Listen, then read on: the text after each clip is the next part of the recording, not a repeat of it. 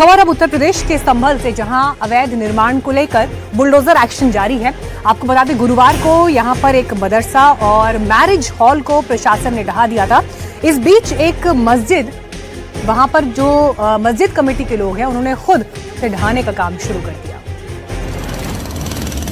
ये तस्वीरें संभल की हैं। यहां राया बुजुर्ग मस्जिद में अवैध निर्माण को तोड़ने का काम किया जा रहा है, लेकिन ये कार्रवाई प्रशासन की नहीं, खुद मस्जिद कमेटी कर रही है।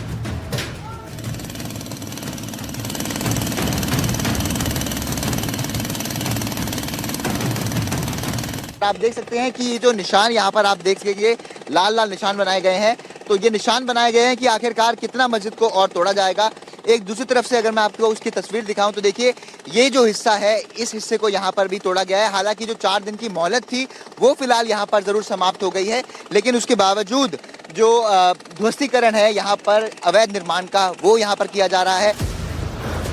दरअसल प्रशासन का दावा है कि इस मस्जिद का हिस्सा सरकारी जमीन पर बना है।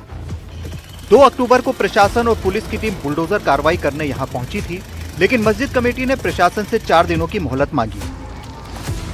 प्रशासन ने बात मानते हुए समय दे दिया था, लेकिन अब जब ये मोहलत खत्म हो गई तो मस्जिद कमेटी ने खुद ही जेसीबी मंगवाकर मस्जिद के हिस्से को तोड़ने की कार्रवाई शुरू कर दी।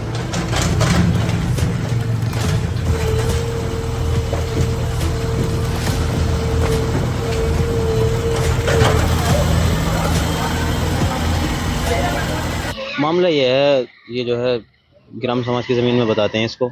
इसमें जो हमने टाइम मांगा था 4-5 दिन का हाथ से तोड़ने के लिए, तो इस काम को हम जारी रख रहे हैं।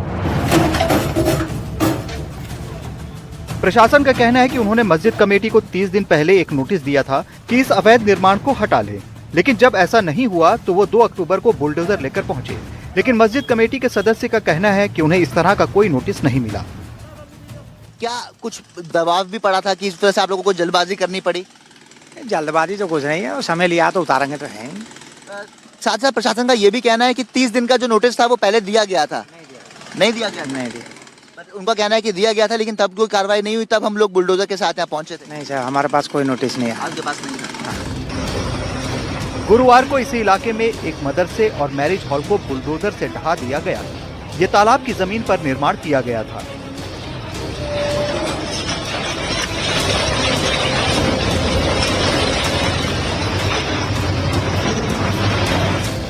मस्जिद कमेटी ने हाईकोर्ट में याचिका लगाई थी, मगर हाईकोर्ट ने मस्जिद कमेटी को झटका दिया था और कमेटी से संबंधित कोर्ट जाने के लिए बोला था। हाईकोर्ट से झटका मिलने के बाद मस्जिद कमेटी ने खुद ही बुलडोजर मंगवा लिया और मस्जिद तोड़ने की कार्रवाई शुरू कर दी। स्थानीय लोग जो हैं वो भी पूरे तरीके से सरकार के नियमों का पालन कर रहे हैं। जो मस्जिद है उसे यहाँ पर तोड़ने का जो काम है वो लगातार जारी है। तहसीलदार ने जो निशान यहाँ पर लाल बनाए हुए हैं, उसके बाद अब इस मस्जिद को गिराया जा रहा है, लेकिन मस्जिद का जो एक हिस्सा है, यानी कि जो 510 वर्ग मीटर का हिस्सा है, केवल उसी हिस्से को तोड़ा जाएगा। उसके अलावा जो हिस्सा है वो कानूनी है। संभल से अपने कैमरा सहयोगी ऋतिक के साथ मैं शुभांग सिंह ठाकुर, NTV इंडिया। आइए खबर आपको दिखाते हैं बरेली से, जहां पर 26 तारीख को हुई हिंसा के बाद हालात बिगड़े थे। इस मामले को लेकर मौलाना तौकीर रजा और उसके करीबियों पर कार्रवाई का दौर लगातार जारी है। अवैध संपत्तियों को सील किया जा रहा है, उन पर बुलडोजर चल रहा है और इसके साथ ही कुछ फरार आरोपी, जिन पर इनाम की भी घोषणा की गई है।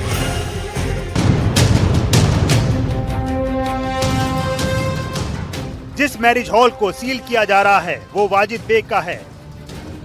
वाजिद को तौकीर का करीबी माना जाता है। ये मैरिज हॉल शहर के फरीदापुर चौधरी इलाके में है। बताया जा रहा है कि मैरिज हॉल का नक्शा अवैध था, इसीलिए बरेली विकास प्राधिकरण ने ये कार्रवाई की है। बरेली हिंसा मामले में मौलाना तौकीर रजा के करीबियों पर लगातार जो कार्रवाई है वो हो रही है। हमारी मौजूदगी फिलहाल बरेली के इज्जत नगर इलाके में है और मेरे ठीक पीछे ये जो प्रॉपर्टी है ये मौलाना तौकीर रजा के करीबी वाजिद बेग की है। और इस प्रॉपर्टी की बात करें तो यहाँ पर जो मैरिज हॉल है वो बना हुआ था, इसको बरेली विकास प्राधिकरण की तरफ से सील कर दिया गया है। तो ये तस्वीरों में आप देख पाएंगे जो सील की प्रक्रिया है वो जो बरेली विकास प्राधिकरण की टीम की तरफ से की गई है। और इसके साथ साथ बात करें तो ये जो नोटिस है ये भी यहाँ पर लगा दिया गया है। इस अनाधिकृत निर्माण को प्राधिकरण द्वारा बार बार रोकने के बाद भी निर्माणकर्ता द्वारा निर्माण कार्य बंद नहीं किया गया।